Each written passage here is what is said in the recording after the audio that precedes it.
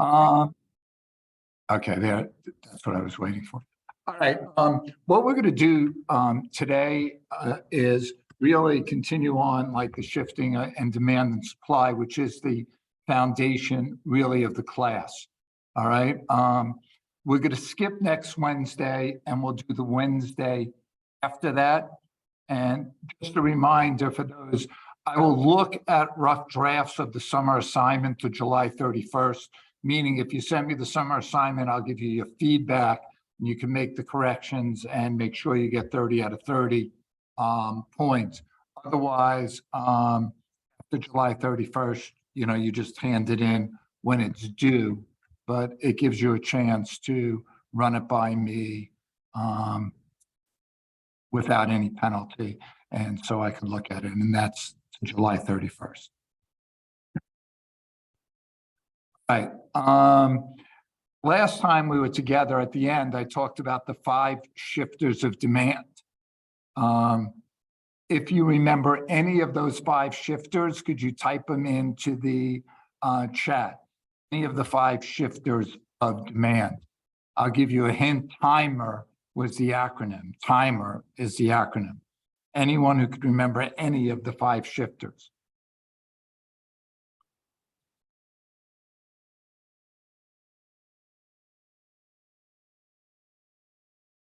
Taste and preference, that's the T.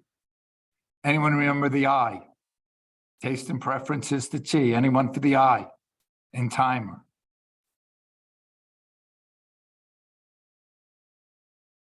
Income, good, good.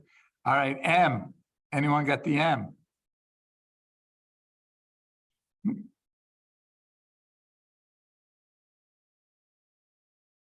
Okay, market size. E.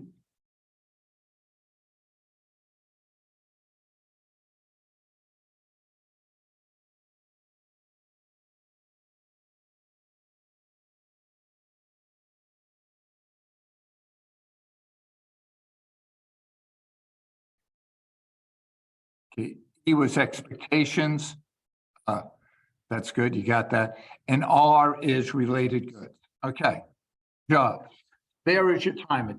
T, taste and preferences. Like horse and buggy rides, demand for them is down. Like that's just not what people. Income, we're going to talk about income in a second, a little more detail. Market size, pretty much, are there more or less people willing, who could willing and able to buy? Expectations, what's going to happen in the future? If the price of cars go up, the demand for cars now will be greater because we're going to want to buy them at a less expensive price. And related goods, which I will talk about too. Those are the only 5 things that shift demand. Nothing else could shift demand. All right. So it's either taste, income, market size, expectations, related goods. The demand curve is consumer driven. All right. So it's like anything that deals with the consumer is going to be a demand curve shift. And it's also usually, the benefits consumer. All right. So I said related goods. Related goods are 1 or 2 things. One, they're substitutes. And a substitute is a good used in place of one another. So a substitute for Coke could be Pepsi, could be RC Cola, could be orange soda, but substitutes are goods that are used in place of one another. So therefore, if the price of one goes up, so say the price of Pepsi goes up, people are going to buy less Pepsi, and therefore the demand for Coke will go up. So if the price of one increases, the demand for the other will increase. Now remember, last time we talked, the change in price of Pepsi will not shift the curve for Pepsi. What it's going to do is, if the price of Pepsi goes up, the demand for Coke, the other product, will increase. If the price of Pepsi falls, the demand for Coke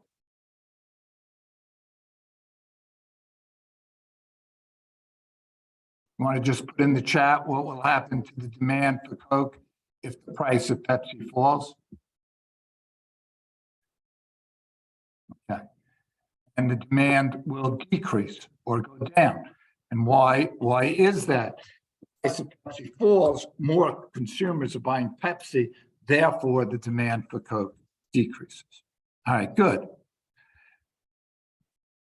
We'll do a couple of practice in a minute. Complements, two goods that go together. So you could think of a complement like hot dogs and hot dog buns. If the price of hot dogs go up, people are buying less hot dogs, so therefore the demand for hot dog buns decreases. All right?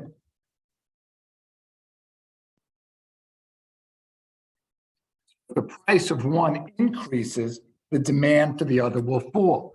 Now, again, remember, it's the price of a different good. So it's the price of the hot dogs that are affecting the demand. Because anytime you say change in demand, shift in demand, the whole curve is shifting. Okay? But it's of the other product. The price of skis falls, demand for ski boots will, we just chat that in.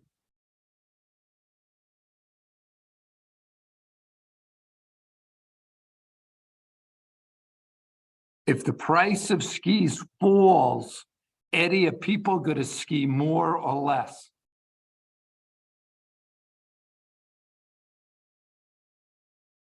They're going to probably ski more. Therefore, the demand for ski boots will increase.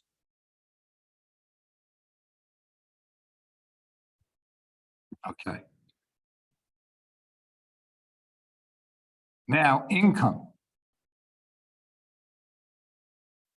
Now, income changes the demand for good, but it depends the type of good. So a normal good means as income increases, demand increases. And that makes sense, right?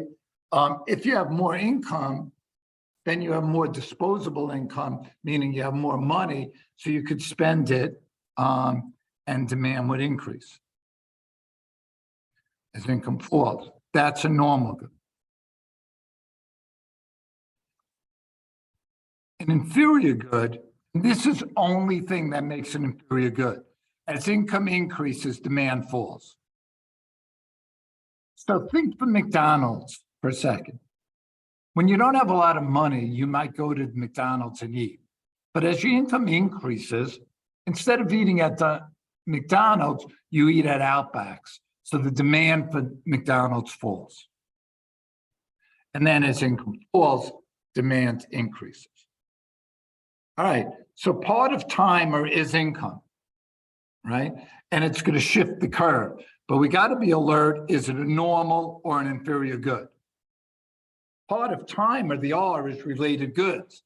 We got to think, is it a substitute or is it a complement? Okay.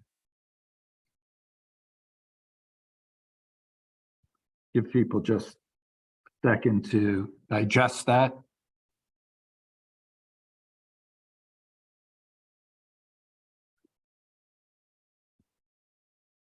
Okay. Now, when we say a change in quantity demanded, what we're saying is the price, say, went from $3 to $2. Quantity demanded changed from 10 to 20.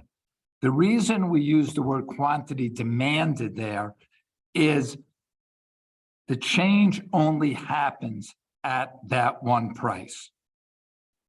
When we say there's a change in demand, shift in demand, increase in demand, it means the whole curve shift from D1 to D2. Okay, so that means $3, people are demanding from A to C, demanding more. $2, demanding more. It would be from D to, D over there. At every price on D2, the demand for the good is greater than it was at D1. That's a change in demand. That's time. The only thing that shifts you from D1 to D2 is something in timer. If the price of cereal changes, you slide up and down that curve from A to B, and that only changes at one price. All right? So you got to get that vocabulary really good. A to B is a change in quantity demanded. And I'm going to tell you on a quiz, on a test, they're going to try to trick you on that. They're going to say, like cereal went from $3 to $2. An increase in demand. No, an increased demand, the curve has to shift. B, an increase in quantity demanded. Yes, because at that one price, quantity demanded increases. All right. The second thing is the shift, and that goes from A to C. That has to be a shift in timer. All right. Now, I think on the next slide, we're going to do some practice. All right. To see, to reinforce and to see, do we understand how to use timer? Now, we're doing this in the summer. I think it's important because it's really the foundation of the class. If you get this down, everything else becomes a little easier. But you don't have to get it down today. All right. We're going to do another, we're going to use this again, not next Wednesday, but the week after. We're going to go over it a lot in class, but this will definitely give you a great head start. All right. So it's the hamburger industry we're talking about for all 8 of these scenarios. Here's what I'm going to want you to do. I'm going to model the first one for you. Population boom. Which one of timer is that? It's not taste. It's not market size.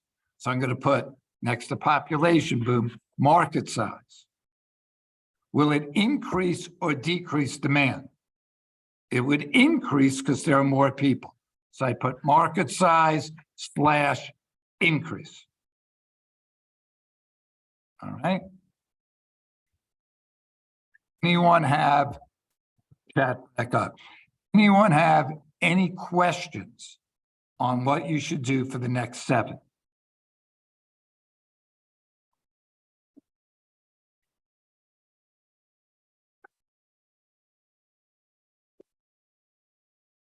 It's 11:13. I'm going to give you to probably 11:17 or 11:18 to do these. So I'll give you 3 or 4 minutes. If you like run into a question, I'm still here. You just chat it in.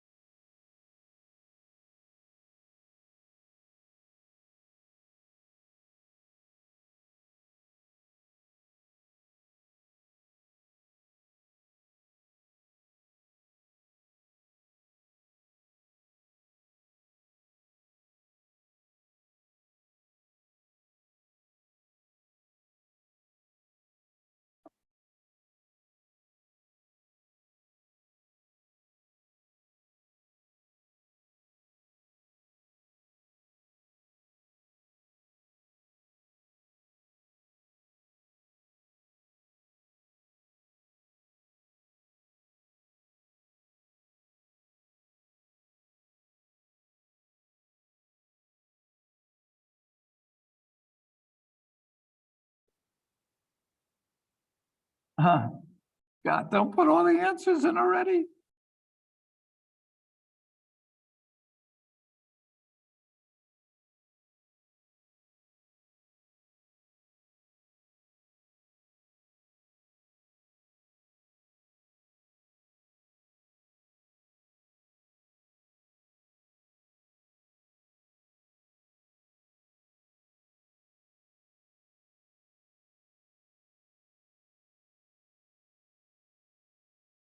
Okay, about 2 more minutes.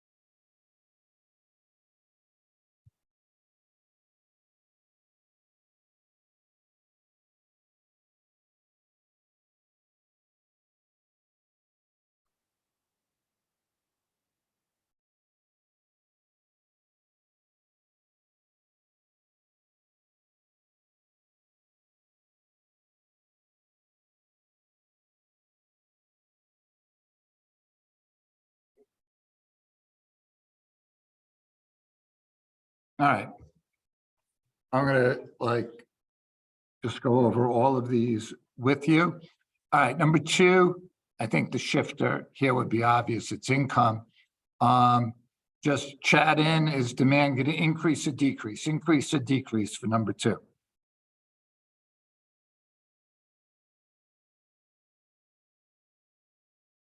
Okay, it's going to decrease. It's a normal good, income down, demand down.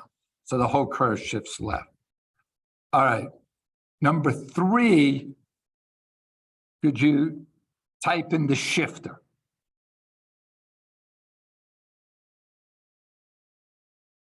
Okay, we got related goods. Can anyone get a little more specific? What type of related good?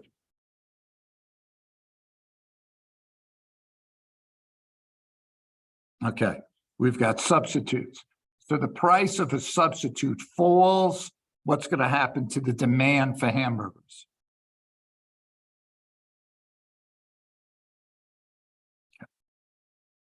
Okay, great. Everyone's knocking it out. Price increases to $5 for hamburgers. Shifter?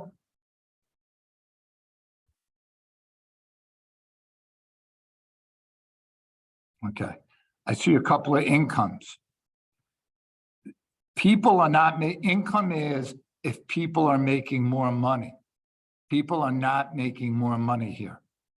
Okay, so there is no shifter.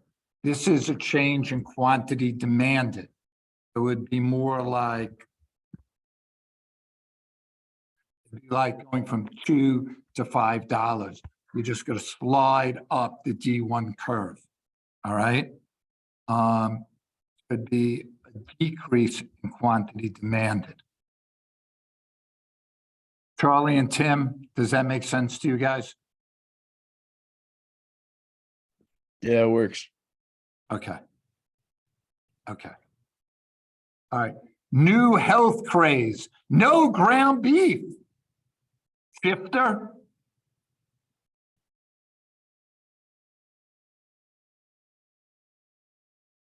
Okay. Good. Taste and preference.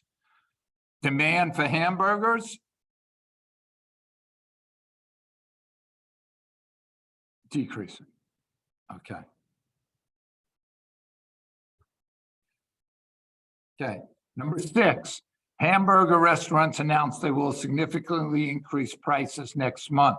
Shifter.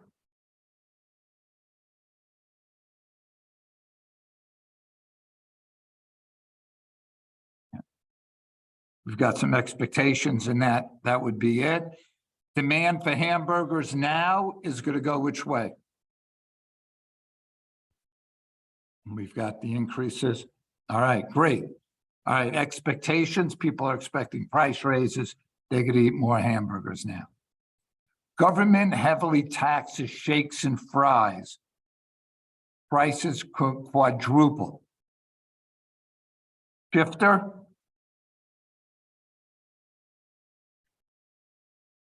Got one compliment. Anyone else?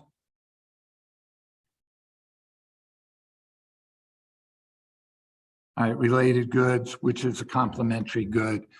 It is related goods. It is a complementary good. So if price of shakes and fries goes up, what's going to happen to hamburgers? And we've got the decrease. Last one, restaurants lower price of burgers to 50 cents. Shifter.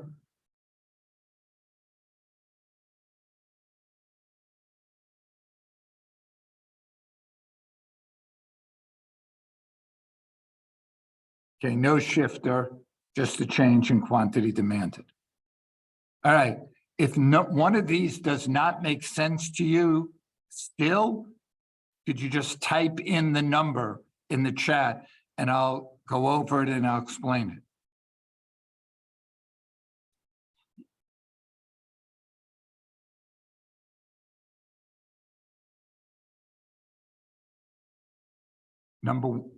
That's a 1. Number 1, all right, if there's a population boom, there are more people, so therefore market size increases, meaning there's more people who could buy hamburgers, so the demand for hamburgers would increase. Violet, does that make sense to you now?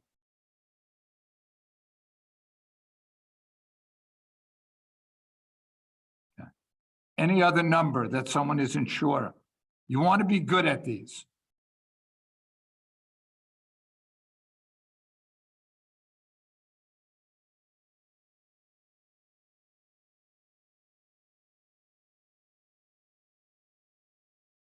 Okay. I'm going to skip this and come back to it. All right. Supply defined. What is supply? Supply are the different quantities of goods that sellers are willing and able to sell at different prices. The different quantity of goods that sellers are willing and able to sell at different prices. The supply curve is a producer curve. So anything that goes along with making the product is the supply curve. Anything that goes along with buying the product is the demand curve. Benefits, demand, cost, supply. All right. Now, the law of supply, remember the law of demand, price up, quantity demanded down. The law of supply, price up, quantity supplied up. Why?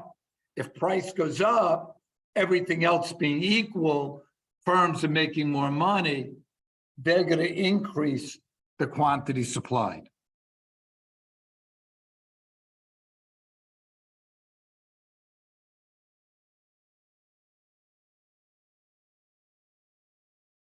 Okay, so the law of supply, a direct relationship.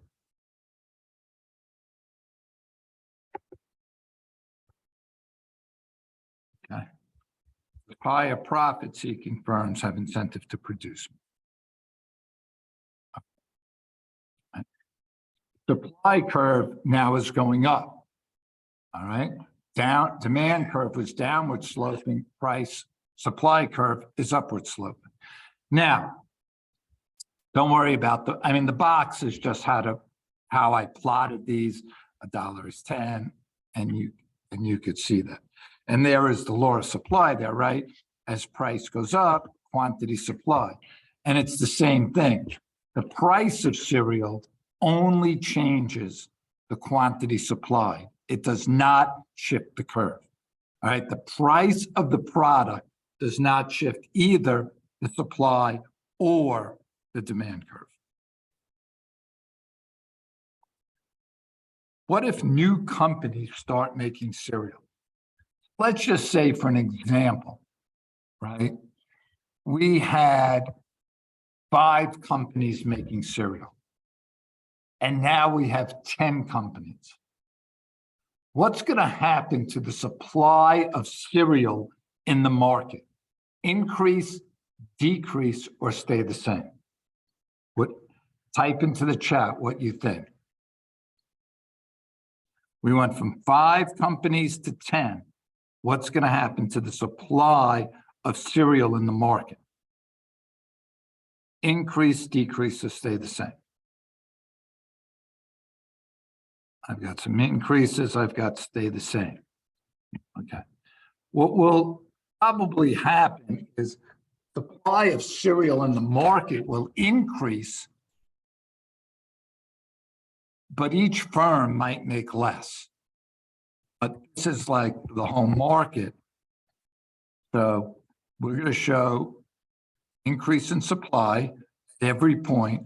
So it's the same thing, change in supply, increase in supply, shift in supply means the whole curve. I'm going to put an arrow. I'm going to shift the curve right. That could go from S1 to S2, and that's my label. Again, on the axes, you need a P for price. You need a Q for quantity. You need the arrow.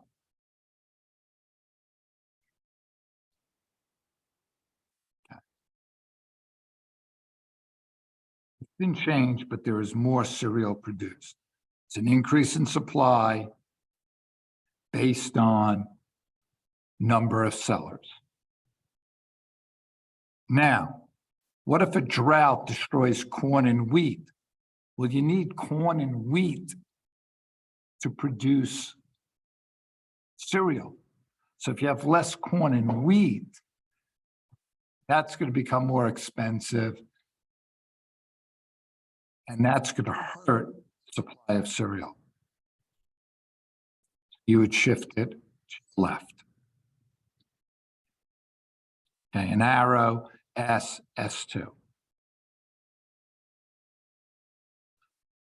Decrease in supply.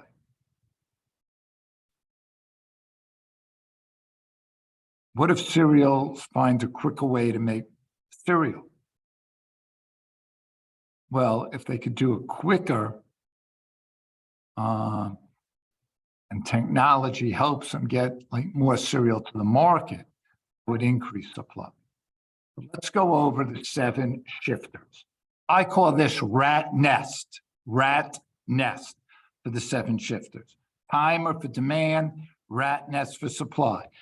Now remember though, anything with the producer, anything with cost, that's a supply shifter. So resource, price, availability of input, all right? Anything that makes cereal would be a resource price, all right? Anything that makes shirts, so like the cotton, the labor, the shipping, any of those things, any of the cost to make the product is resource. So that's the R. The A is alternative production. I own a factory.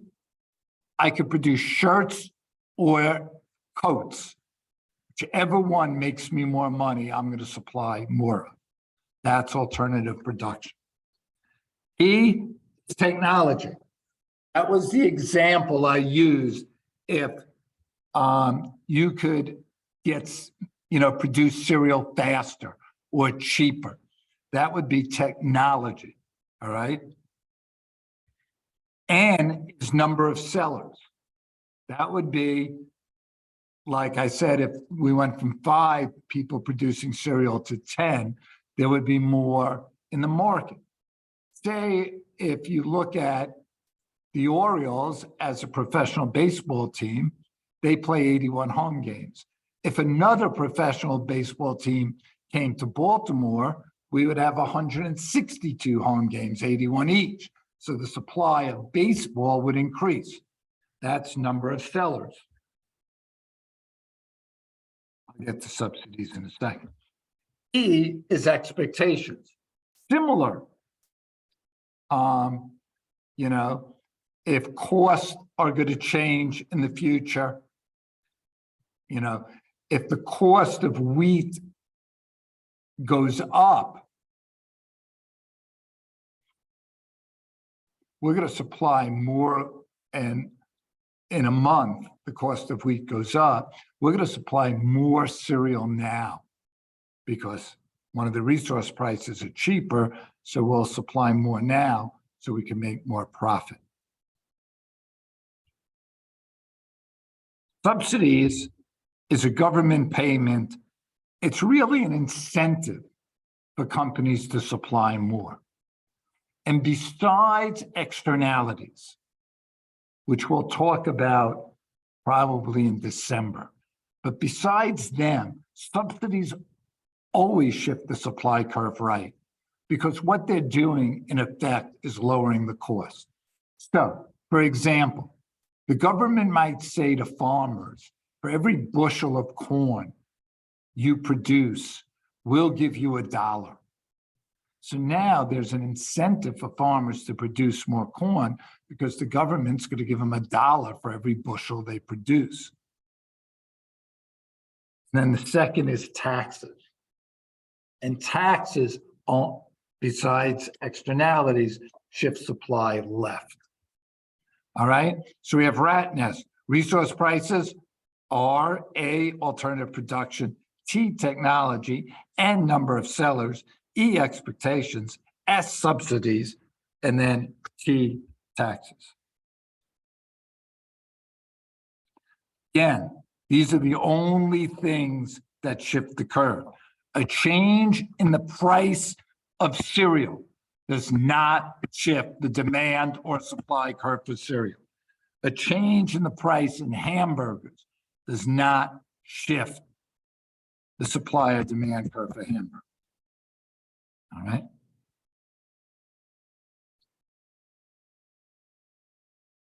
All right. We're in the hamburger industry. Mad cow kills 20% of cows. All right. The determinant here would be resources, because cows are beef. Beef is a resource of making hamburgers. We're going to have less cows, so it's going to shift supply left. All right. So what I want you to do there, so I put determinant, resource, and then decrease in supply, and you could write curve left. All right. I'll give you like 3 or 4 minutes. It's 11:33. I'll check back at like 11:36.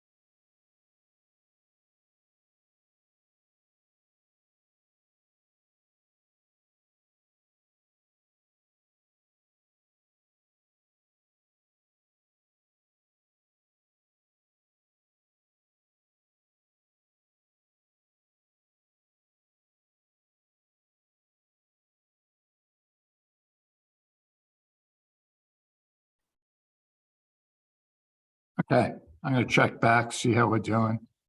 All right, price of burgers increase 30%.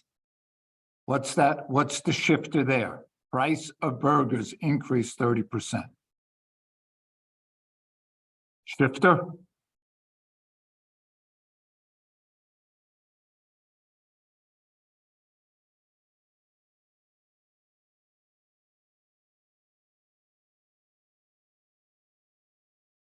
Luke's going with no shifter.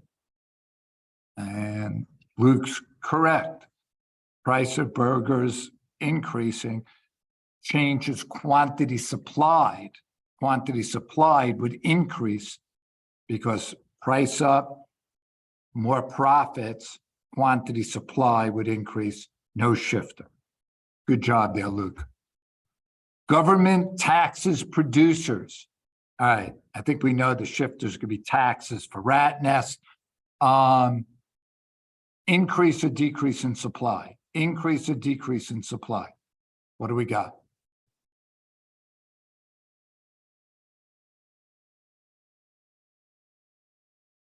Yeah, we got a couple of decreases, and it is. And it's going to decrease because when the government taxes, suppliers are making less money, therefore they want to supply less hamburgers. All right. Rest could be a tricky one. Restaurants can produce burgers and or tacos. A demand increases causes the price for tacos to increase to 500%. All right, first thing, shifter.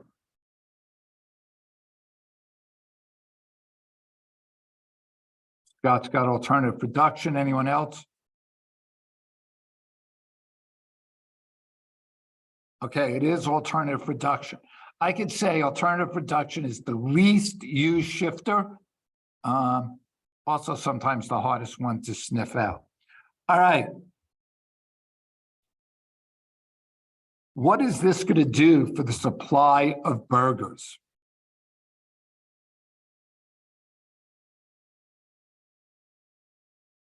Scott has decrease.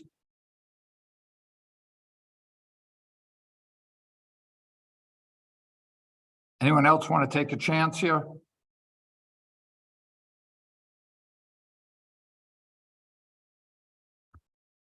Come on. Scott, which one are you going with, decrease or increase? Nick has increase. I read it wrong. Yeah. Okay. I think this is sometimes a hard one, but if the price of tacos increased by 500%, are you going to make more money selling burgers or tacos? What do you guys think?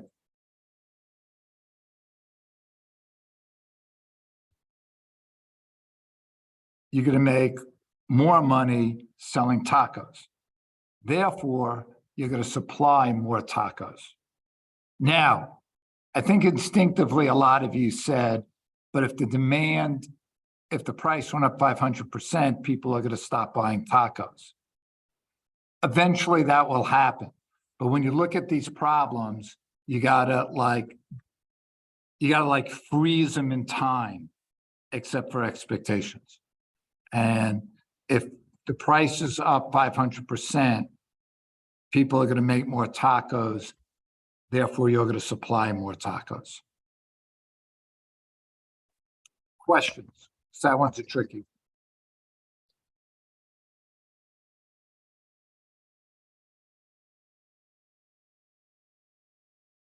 Okay. New bun baking technology cuts production time in half. What do we got? What's our shifter? Well, it says technology. It's going to be technology. All right. Supply increase or decrease?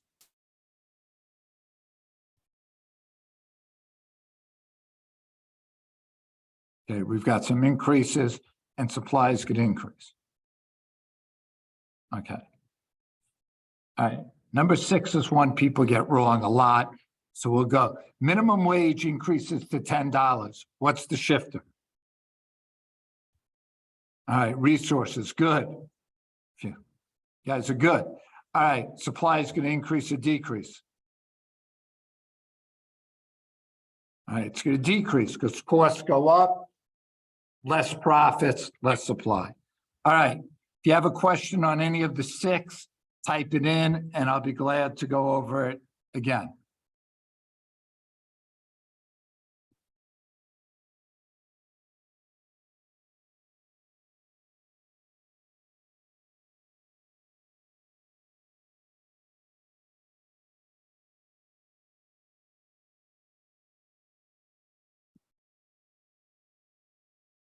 All right, now we're going to put supply and demand together. It's like love and marriage.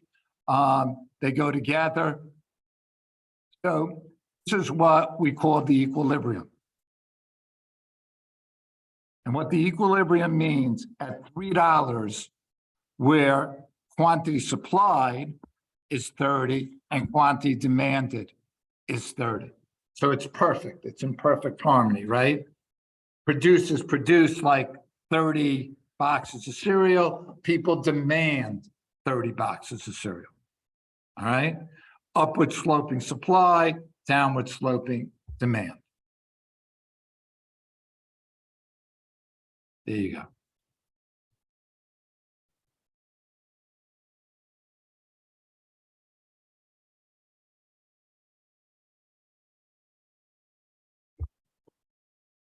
Okay. Now,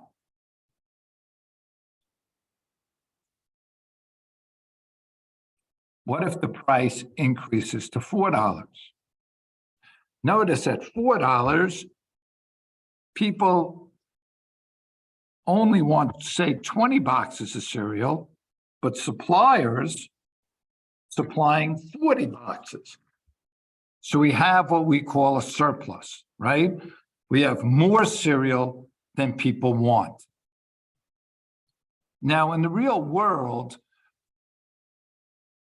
if the supermarket just couldn't sell the cereal and they had 20 boxes of leftover, what are they going to do?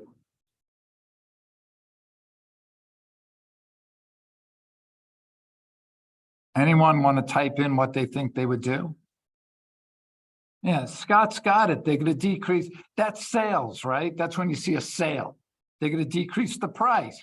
So eventually they're going to decrease the price to $3 and get back to the equilibrium. All right. So when you have a surplus, there's price pressure.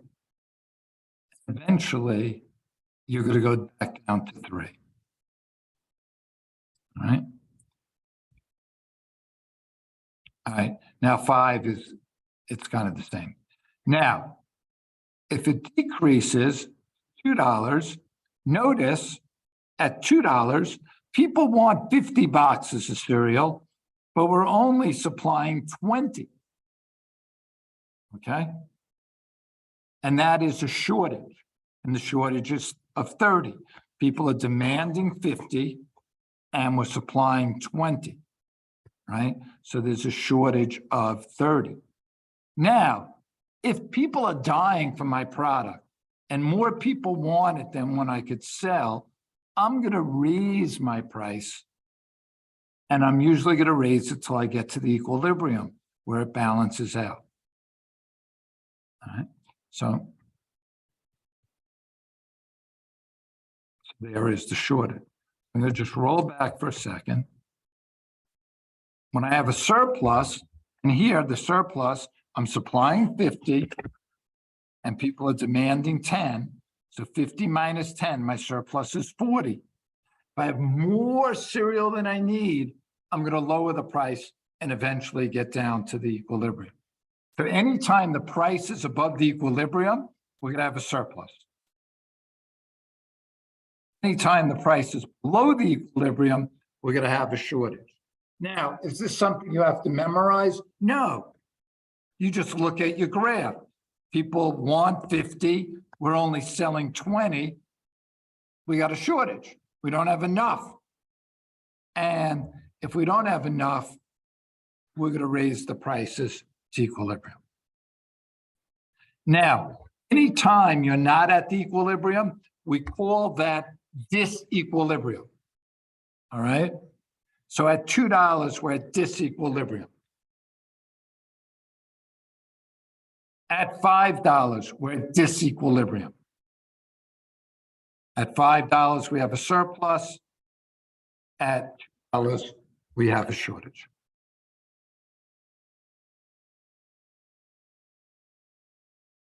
Okay? This is just that.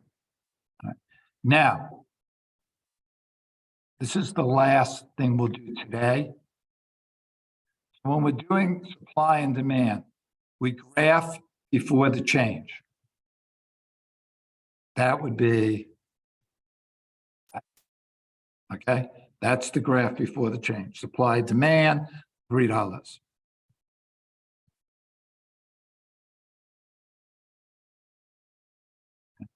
The second thing is, does it affect supply or demand? Is it on the producer or the consumer? Is it a cost or a benefit? Producer cost, supply, benefit, consumer demand. Time or demand, rat nest, supply. So you got to try to figure out, is it on which determinant? Is it rat nest or timer? Does it increase or decrease? And then after the change, label new equilibrium and what happens to price. All right, let's see, do I have one? I don't, only had to practice.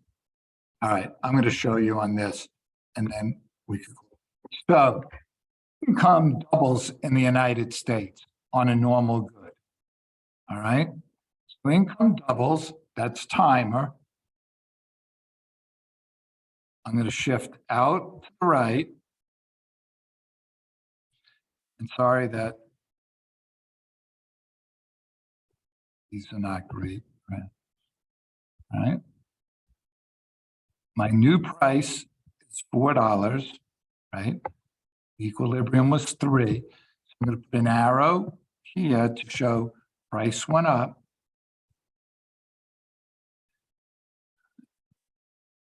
The new quantity demanded is $40.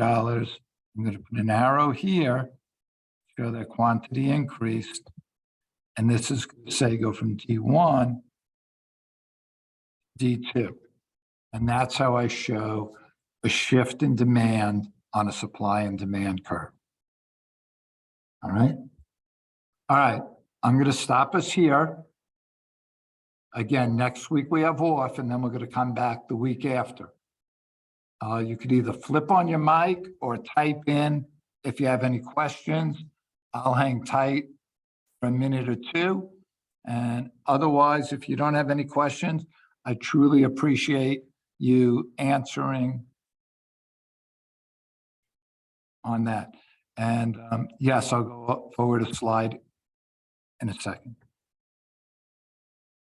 That's what you wanted, Henry? Okay, I'll leave that up there. If anyone else has any questions, again, thank you and enjoy the rest of your day. Thank you. Thank you. Thank you.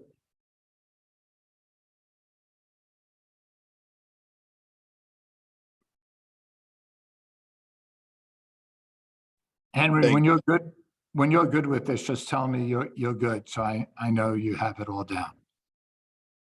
I'm good now. Thank you. Okay.